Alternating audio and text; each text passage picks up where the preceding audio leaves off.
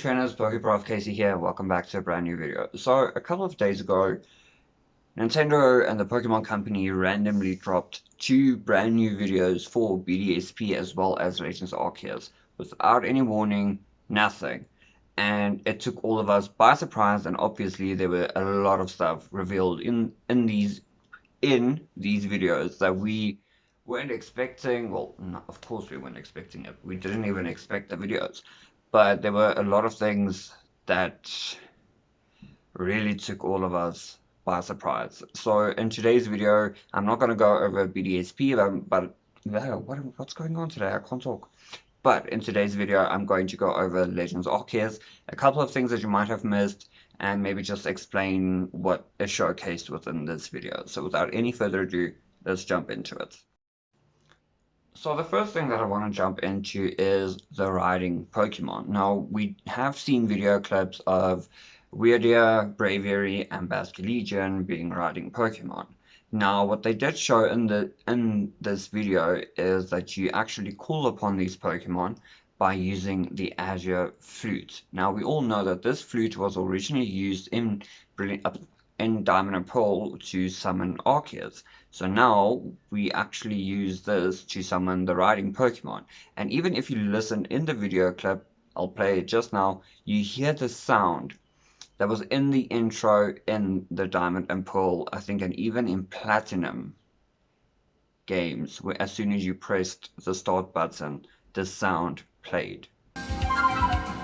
The next thing that I want to go over is still something with the riding Pokemon. It's just in this screenshot you can actually see that it looks like they are giving you the option to switch between riding Pokemon. So let's say, for example, like in this screenshot you are on Basculegion and you want to switch over to Braviary, the option is there, which I think is so cool. Just imagine going from Basculegion like quickly over to Braviary, like taking off over the ocean. It just sounds so cool. And so while we're on the screenshot of the trainer being on Basculegion, I quickly want to showcase, or well, just point out that in the bottom right of the screen you can actually see a Pokeball, a Great Ball, and an Ultra Ball. So this just indicates or shows us that all the different kinds of Pokeballs are definitely going to be in this game, which I am so relieved to see, because just imagine capturing a freaking level 60, let's say, Ursaring with a freaking Pokeball. That would not work at all. And while we're on the topic of Pokeballs and catching the Pokemon, you can actually capture a Pokemon while being on a riding Pokemon.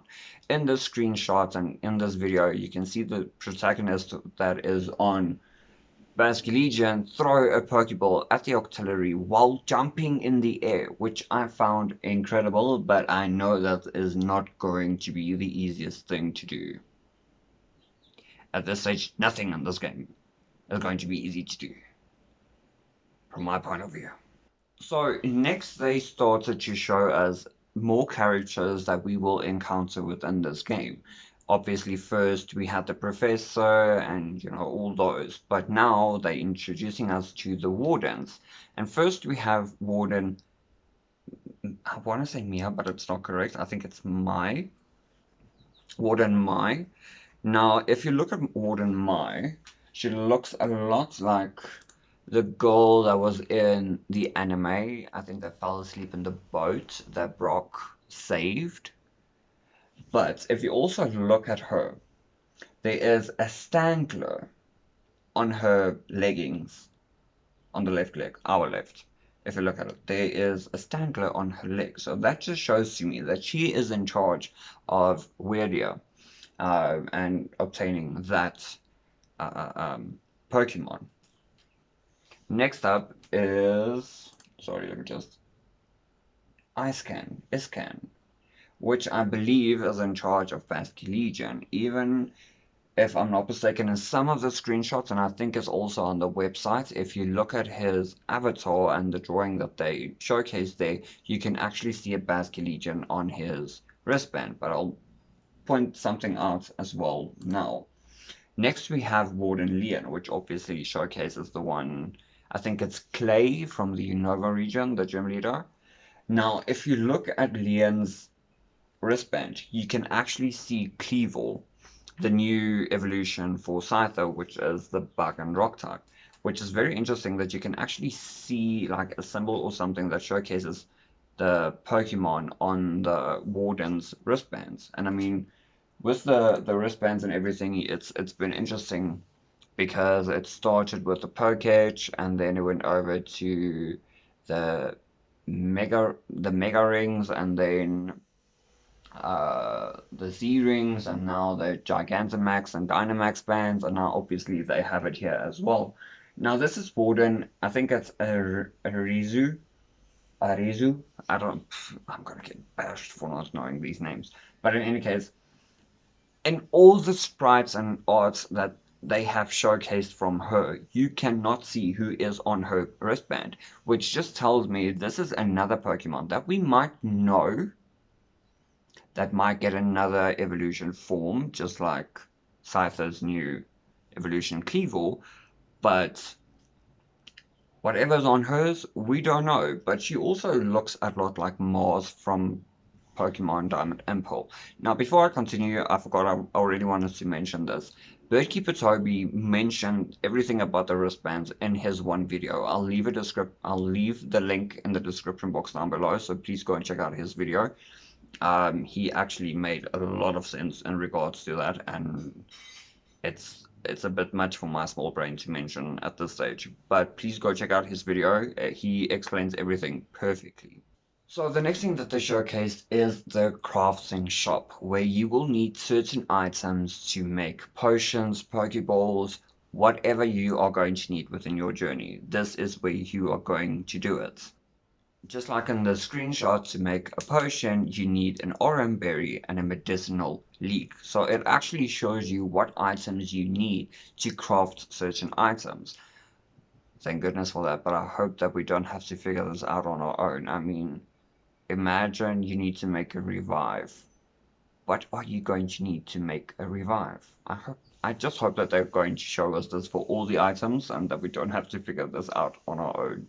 So next is something that I knew they were going to do. I just had this feeling, like Pikachu said in Detective Pikachu, I felt it in my jelly, is the Pokemon Pastures. Now, the Pokemon Pastures is basically the Pokemon storage system.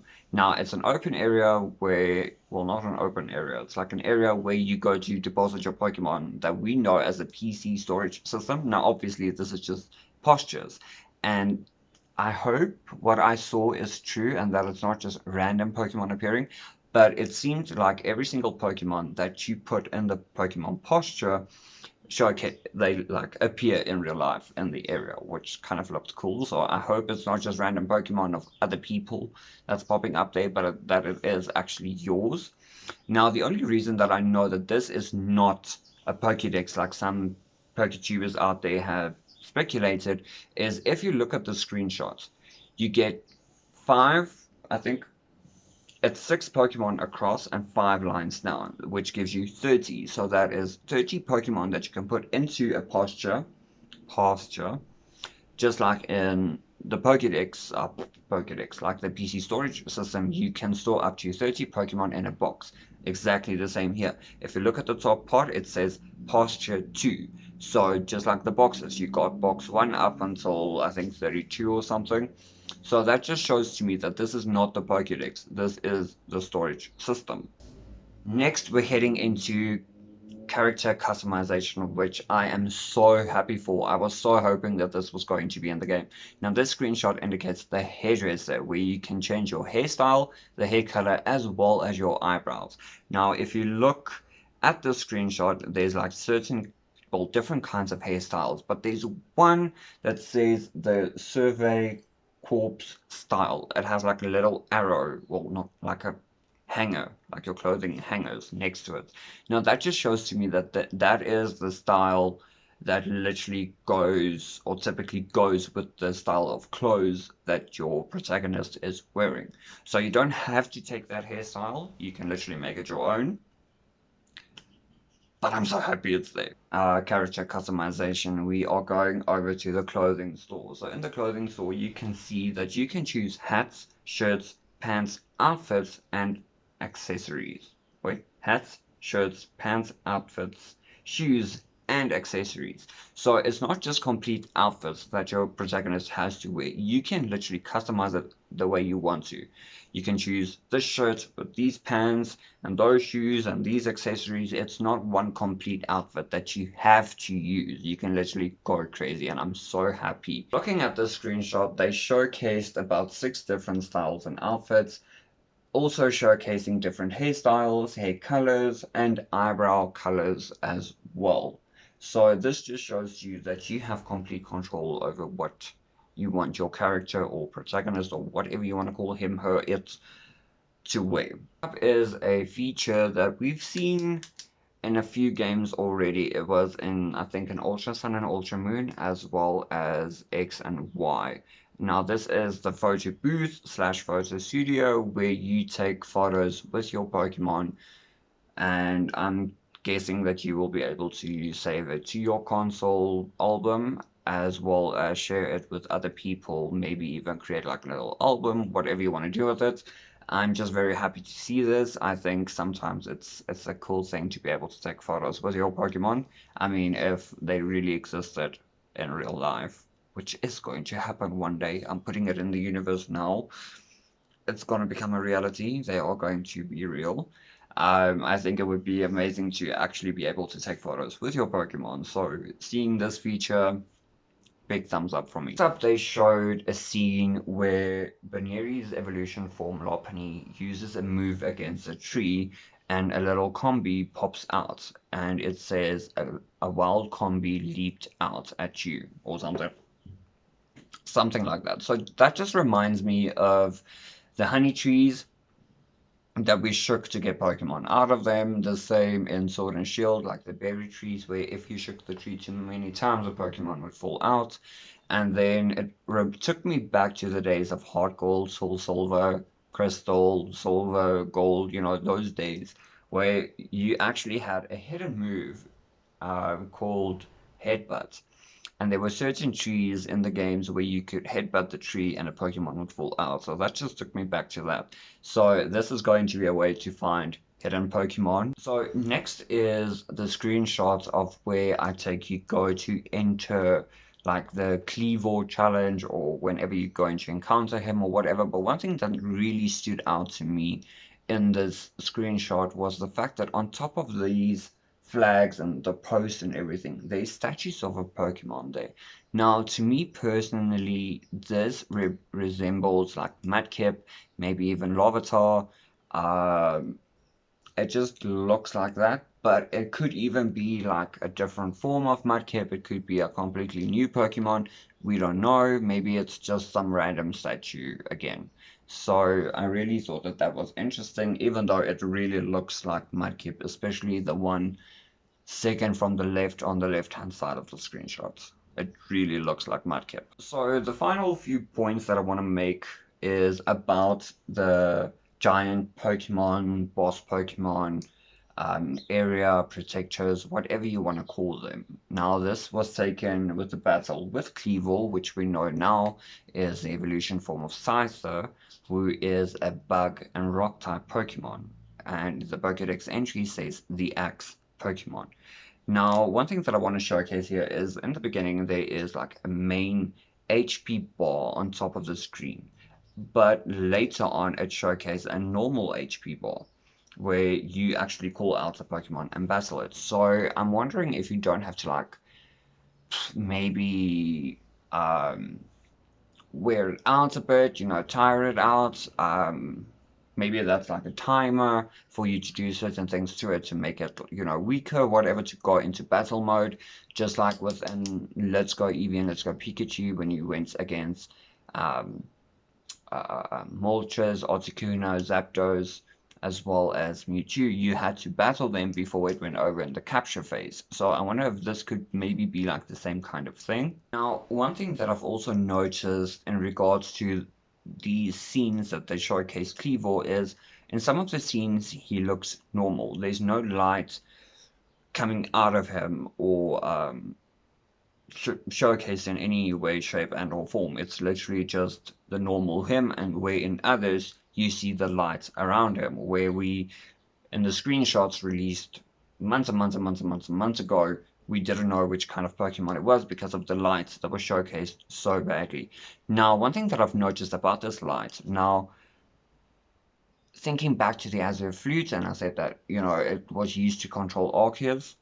Now, if you look at the screenshots, the light that's coming out of it, it actually resembles the Arceus ring. You know, the ring that's around Arceus, it looks like that. It's not connected at all, but if you look, there's like 4 spikes that's longer, which is just like Arceus, and then the smaller ones going around it. So this just to me indicates that Arceus is going to influence these Pokemons in some way, shape, and or form. I don't know, but it's they trust me.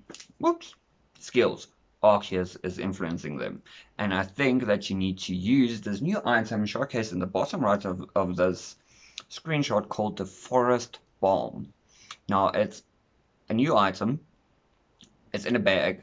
We don't know what it is. Like a balm to me is like a creamish kind of mixture texture thing that you put on a wound or whatever to help irritation, heal it, whatever. So I think that's what they use to maybe calm it down a bit, and then you can battle it and capture it. And then the final thing that I want to mention in this video and also the screenshots is if you look on the left of the screen, it shows 2 buttons, ZL to hold, you need to hold it to focus on the Pokemon, and then if you press Y, you dodge. So obviously you don't just have to move around to try and dodge the moves. There's actually a button that will automatically dodge if the Pokemon attacks you, because as we know now, the wild Pokemon are now able to attack you, even if it's not a battle or if you even don't have a Pokemon out. They will attack you.